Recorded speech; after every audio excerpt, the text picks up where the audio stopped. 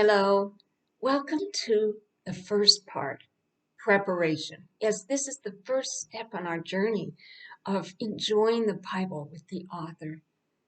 And if we think of it as a journey, hopefully that'll help us kind of remember and talk through things as a word picture. So think of a journey you've gone on. Think when you didn't prepare. Maybe you had forgotten something. Maybe you ended up somewhere you hadn't planned on going. And also think of when you have prepared and how much better that was. So, in the step of preparation, we're going to look at three things. Where are we going? What do we need to bring or leave behind? And who's the best guide to travel with? And these things really help us focus. And that's what preparation is all about.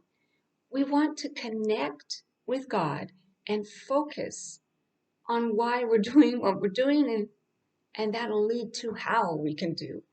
So, what is the purpose? Where are we going? Why are we reading the Bible?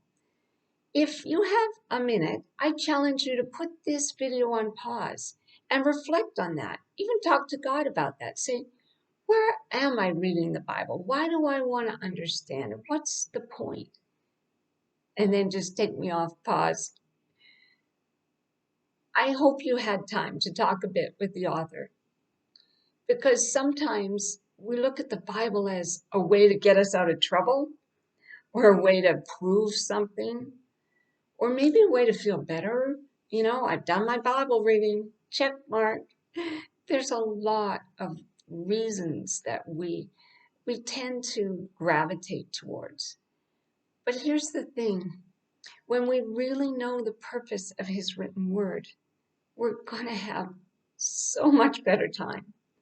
And his purpose, I believe, is found from his own words, Jesus, when he was on earth and recorded by the Gospels, which we'll see start the New Testament. We see that Jesus said, eternal life is a relationship with God. Eternal life is that you may know me. That's the purpose of the word, of his written word, that we may know him, that we may have a relationship with him. And in Paul's letter, he goes on to say, the more we focus on you, Lord, the more we look to you and find out who you really are, not who culture says we are, or even our own imaginations, but who your written word says we are, we become like you. That's an amazing promise. So getting the purpose of the Bible is not to check a list or not to get out of trouble. Oh, those things happen because the Bible has lots of great instructions, but it's never instructed to do without him. Life is meant to live with him in relationship. He didn't call us to live a Christian life. We don't have an instruction book. He came to give us his life, and we live in him. So the written word unpacks that, because it's not very well understood from our own education system. We usually learn things by reading a lot and then taking a test and feeling like we know it. The written word is an invitation to walk with, to love, to get to know him. So having that purpose is very, very important. Now, another thing we want to do is, what do we want to take with us?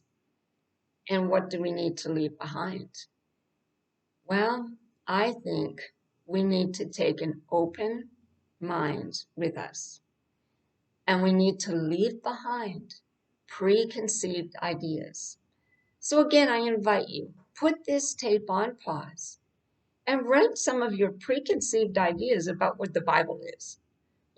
Maybe you're coming to it and you're feeling the Bible is a huge, big book that's complicated and boring.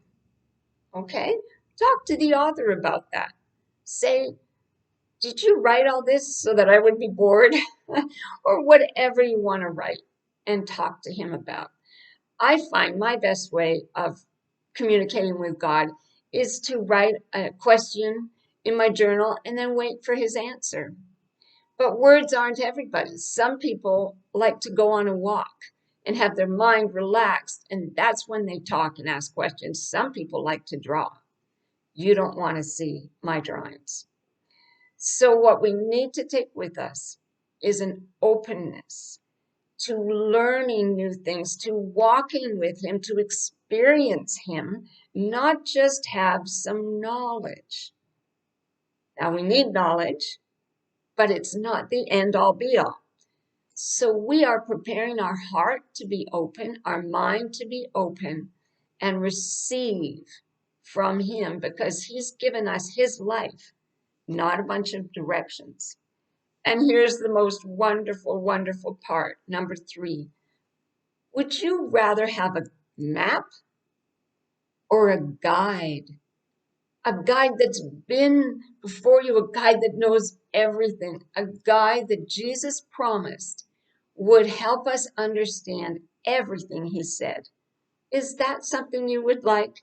You see, a map still depends on me to figure it out, depends on me to understand the legend and the directions and north from east and west.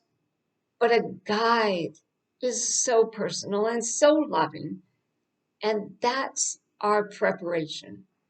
The purpose of the word, his written word, is so that we can know and enjoy him and have a relationship with him and be transformed, because he made us in his image.